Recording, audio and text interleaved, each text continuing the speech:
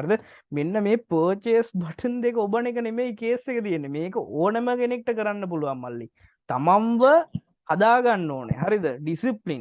Discipline කියන දේ හදා ගන්න ඕනේ. තමන් බිල්ඩ් වෙන්න ඕනේ. තමන් තමන්ගේ වැරදි අඳුර ගන්න ඕනේ. ඔයාට වින් වෙන මෙතඩ්ස් ටික ඔයා ක්ලැරිෆයි අයිඩෙන්ටිෆයි කරලා ඒකෙන් විතර ට්‍රේඩ් කරන්න වගේ. බොරු රිස්ක් ගන්න ඕනේ නැහැ. හරිද? දැන් මැජර්ස් කියන්නේ බොරු රිස්ක් එකන්නේ. රියල් ට්‍රේඩ් කරනකොට රිස්ක් එකක් තියෙන. එතකොට ඒ වගේ ට්‍රේඩ්ස් ස්කිප් කරලා account balance එක දැන් ඩොලර් 20ක් 30ක් දාගන්න එක්කෙනා low risk methods ටිකක් use කරලා ඒක ස්ටේබල් කරගන්න ඕනේ. තැනකට එන්න ඕනේ. හරිද? තමන් තමන්ට කරගන්න එකම දේ තමයි තමන්ගේ account balance එක ස්ටේබල් විදියට හදාගන්න එක. ඩොලර් 30ක් 20ක් දාන එක්කෙනා ඒක 200ක් 300ක් කරගත්ත කියන්නේ එයා ගාව යම් දෙයක් තියෙනවනේ මල්ලි. එයා ගාව තියෙනවා 200 කැපිටල් එකක් තියෙනවා. ඒක 200ක් 300ක් තියෙනවා. එතකොට එයාට බය නැහැ. හරිද?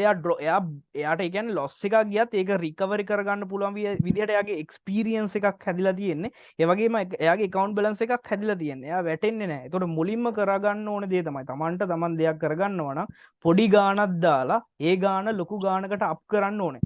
නිකන් එකපාරම ලොකු ගාණක් දාලා මම මේක ඩොලර් 1000ක් ඉන්වෙස්ට් කරලා පටන් ගන්නවා. මම මේක ඩොලර් 2000ක් ඉන්වෙස්ට් කරලා පටන් ගන්නවා. මෙන්න මෙව්වරම් හරියන්නේ නැහැ. ඒතකොට ස්කිල් එක එක්ස්පීරියන්ස් එක ඔයා වැඩි කරගන්න ඕන නම් ඔයා ඩොලර් 20ක් හරි 30ක් හරි කීයක් හරි පොඩි ගාණක් දාලා මෙතනින් පොඩ grow වෙන්න. මෙන්න මේක තමයි ඔයාට කරගන්න. හරිද?